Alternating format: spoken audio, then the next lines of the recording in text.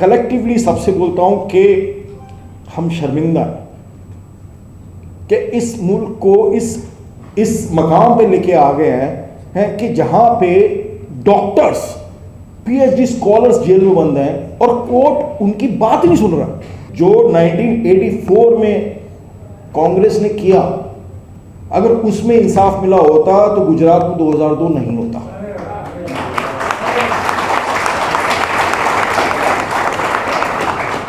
और कुछ भी भाषा, और ये प्रोजेक्ट जो है ना, ये मतलब ये हिंदुस्तान को डिवाइड करने का जो प्रोजेक्ट है, ये को अभी थोड़ी आया 2014 में।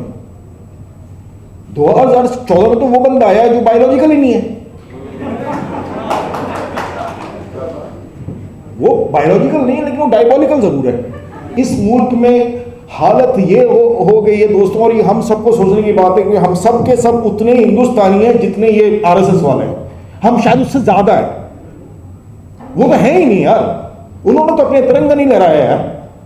और हम सबको हमने यहां पे हालत ये कर दी है कि आज की तारीख में औरतें सेफ नहीं है और रेपिस्ट को तिरंगा पहनाते हैं और उसको पार्टी में शामिल कर लेते हैं। शर्म नहीं आनी चाहिए हमें एज ए सोसाइटी। जो खुले में कोई बोल रहा है देश की गद्दारों को गोली मारो सालों को, अबे गद्दार तो तुम हो। इनको शर्म नहीं आती और फिर उसके बाद डिनाई करना मैंने ऐसा बोला ही नहीं है। एक वो कपिल मिश्रा, उसकी बयान उसको सुन के जो है मतलब इतना जहर कहां से आता है। ये एक बीजेपी जो है ना, एक साइकोलॉजिकल डिसऑर्डर है। जो बीजेपी भक्त है, जो डायबोलिकल इसका भक्त है, उनको सबको साइकोलॉजिकल डिसऑर्डर है, और वो डिसऑर्डर है नफरत का, बिना किसी रीजन के। और अगर हम जितने लोग यहां पे बैठे हैं अगर इस मुल्क से प्यार करते हैं, अगर इसको एक मॉडर्न कंट्री बनाना चाहते हैं, तो और जो बच्चे आ रहे हैं यहां पे इस कंट्री में पैदा होंगे, उनके लिए हमें क्या मुल्क छोड़ के जाना है, हमें ये बात सोचनी है। और हम नहीं चाहते कि आइंदा कोई किसी भी बच्चे की तस्वीर जो पढ़ लिखे यहां लगे। ये तस्वीरों को आप जरा गौर से देखें, ये एक्चुअली इस मुल्क के इंटेलेक्चुअल्स हैं।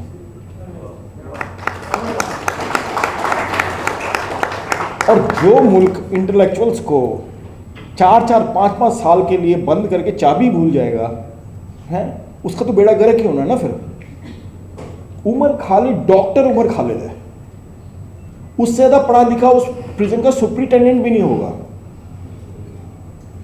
हमने अपने यहाँ ये माहौल बना दिया, और इतने सारे लोग बैठे। सबसे पहली बात तो जो लोग अंदर हैं उनकी फैमिली यहाँ पे बैठी हुई है, और मैं कलेक्टिवली सबसे बोलता हूँ कि हम शर्मिंदा हैं कि इस मुल्क को इस मकाम पे लेके आ गए हैं कि जहाँ पे डॉक्टर्स पीएचडी स्कॉलर्स जेल में बंद हैं और कोर्ट उनकी बात ही नहीं सुन रहा।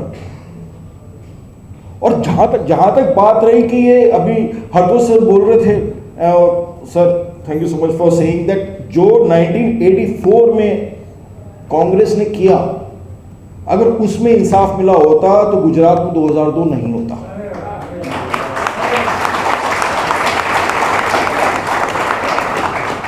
और कुछ भी भाषा, और ये प्रोजेक्ट जो है ना, ये मतलब ये हिंदुस्तान को डिवाइड करने का जो प्रोजेक्ट है, ये को अभी थोड़ी आया 2014 में। 2014 में तो वो बंदा आया जो बायोलॉजिकल ही नहीं है। वो बायोलॉजिकल नहीं है लेकिन वो डायबोलिकल जरूर है। और वो बंदा, सर ने बिल्कुल सही बोला, और दिग्विजय सर ने भी ये बात करी कि this guy is a reflection of who we actually are, right. और इन दैट सेंस मैं पर्सनली सोचता हूं कि ये जो गवर्नमेंट इनकी चल रही है, 2014 में जब ये आए, this was perhaps the truly representative government of this country, because ये सांप हमारे घरों में बैठे हुए हैं। आप अपने घरों में, और ज्यादातर ये ऐप मर्दों के होते हैं, ठीक है, बिगेटरी का जो ऐप है मर्दों का होता है। अब उन्होंने आपके घरों में आपके चाचे ताए या मामे शामे वो आपको शुरू से ही जो बकवास कुणाल भी बोल रहा था कि 10 साल की उम्र में उसको वो फिल्म दिखाने को मिली, देखने को मिली वो गोडसे के ऊपर। मेरा एक रिलेटिव है और वो मेरे साथ बैठा हुआ था, बात कर रहे कहते कि यार वो भी पुलिस से रिटायर्ड, ठीक है, 37 ईयर्स की सर्विस करता था। मैंने 37 साल पुलिस में काम किया है और मैं एक बात गारंटी के साथ कह सकता हूँ। मैंने कहा क्या? कहता है कि मुसलमान तो किसी का सगा हो ही नहीं सकता। मैंने कहा आपका दिमाग खराब है क्या है? विदिन 10 मिनट्स उसके गांव से फोन आया कि उसकी सगी बहन के सगे बेटे ने अपने सगे भाई को मर्डर कर दिया। तो मैंने कहा यार अभी आप कह रहे थे आपको तो ये नहीं पता आपकी सगी बहन का सगा बेटा अपने सगे भाई का सगा है। तो ये जो नैरेटिव जो बनता है ना हमारे यहाँ पे, और ये बहुत इंपॉर्टेंट है कि हम सब लोगों को जब भी ये बिगेटरी की बकवास सुनने को मिले, हमें वहीं पे उसको चैलेंज करना है और वहीं पे उसको बोलना है you can't say this in front of me. अब जो हमारी फैमिलीज में, चाहे हम बाप हो या कोई भी हो हैं, उनकी रिस्पेक्ट के चक्कर में उनकी बकवास सुनते रहते हैं। इन लोगों ने बोला, इन लोगों ने सिर्फ घर में नहीं बोला, बाहर में बोला। देख लो क्या हो रहा है। लेकिन सबसे एनकरेजिंग बात यह है, और उमर के फादर ने भी बोला कि इनकी हिम्मत नहीं टूटी है, और इनसे हम लोग जो बाहर है उनको हिम्मत मिलती है। और वो दिग्विजय सिंह जी भी बोल रहे थे यहां पे कि हम लोग ओपन प्रिजन में हैं। बिल्कुल सच बात है। हर रोज हमको ये सोचना पड़ता है कि यार ये ट्वीट करूं तो कुछ होगा तो नहीं, ये बोल दूं तो कोई कुछ होगा नहीं। अभी कुणाल बोल रहा है कि धमकी आ जाती है, ऑडिटोरियम जला देंगे, और जो ये धमकी दे रहा है ना उसके पास कसम से माचिस होगी भी नहीं,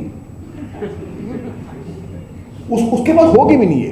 लेकिन माहौल ये, और उसको सेलिब्रेट में।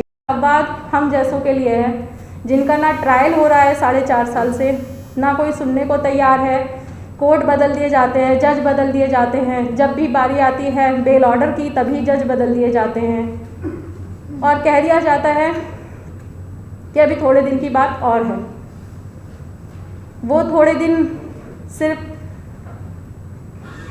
जिनका घर से कोई गया नहीं है उनके लिए आसान लगता है वो थोड़े दिन सुनना कि अभी 15 दिन बाद डेट है।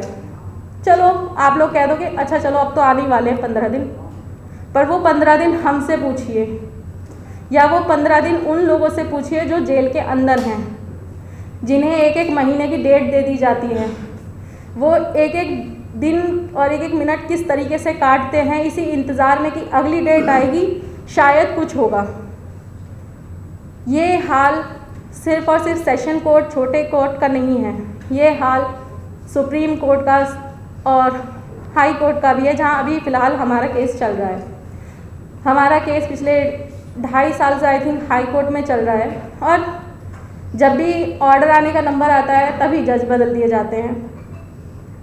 ये नहीं पता क्यों, क्या इन लोगों का ये लोग चाह रहे हैं, क्योंकि सुने भी तो सही, सुनाई जब सुनते हैं तो ऐसा लगता है कि हाँ बहुत अच्छे से सुन रहे हैं, अब तो इस बार तो बेल मिलके ही रहेगी, ऑर्डर आके ही रहेगा। हम लगातार कोर्ट पे ध्यान रखते हैं, जज की बातें सुनते हैं, बहुत ध्यान से सुनते हैं, हमारे वकील अपनी तरफ से पूरी मेहनत कर रहे हैं, ठीक है। पीपी वगैरह वो लोग उनके तो कुछ है ही नहीं, उठाते हैं। 4 साल 4.5 साल से जो मैं देख रही हूँ उनके पास और कुछ नहीं होता, वो अपनी 1 लाख 15 लाख जितने भी लाख की उन्होंने चार्जशीट फालतू की बना रखी है वो लेते हैं और बस उसको पढ़ना शुरू कर देते हैं। जैसे कि किसी क्लास के बच्चे को बोला जाता है रीड करो, बस वो उसी तरीके से उसको रीड करना शुरू कर देते हैं, और वो बार बार 4.5 साल से सेम चीज़ें चल रही हैं, बस वो रीड करते हैं। पर वो उस सब चीज़ों का असर शायद ना पीपी पे हो रहा है, ना किसी और पे हो रहा है, ना बुरा मत मानेगा, ना आप में से किसी पे हो रहा है। उन सब चीज़ों का असर हम जैसों पे हो रहा है, हमारे बच्चों पे हो रहा है, जिनका कोई कसूर नहीं है। वो इंसान जो 4.5 साल से जेल में है उसका कोई कसूर नहीं है। गुलफिशा, उसका क्या कसूर है? उसकी अम्मी बैठी हैं यहाँ, मेरे बच्चे आए हैं, उनका क्या कसूर है? मतलब हम लोग क्यों झेल रहे हैं ये सब? सिर्फ और सिर्फ इसलिए कि हम लोगों ने अपने हक के लिए आवाज़ उठाई, या खालिद जैसे इंसान जो कि एक मुसलमान है और एक पढ़े लिखे समझदार इंसान है जो अपने हक की आवाज़ उठाना जानते हैं, सिर्फ उन्होंने अपने हक की आवाज़ उठाई, लोगों के लिए आवाज़ उठाई, सिर्फ और सिर्फ उनको इसी वजह से, सिर्फ इस वजह से उनको जेल में डाल दिया जाता है कि ये जेल में होगा तो इसके साथ जितने हज़ारों लाखों लोग खड़े हो रहे थे या सपोर्ट कर रहे थे वो सब डर की वजह से शांत हो जाएंगे, और जिसका सीधा सीधा असर दिखता है कि आज की तारीख में 4.5 साल बाद भी भीड़, यहाँ पे बैठे लोगों की भीड़ में पता चलता है कि कितने ही लोग डरे हुए हैं, यहाँ कितने लोग आए हैं।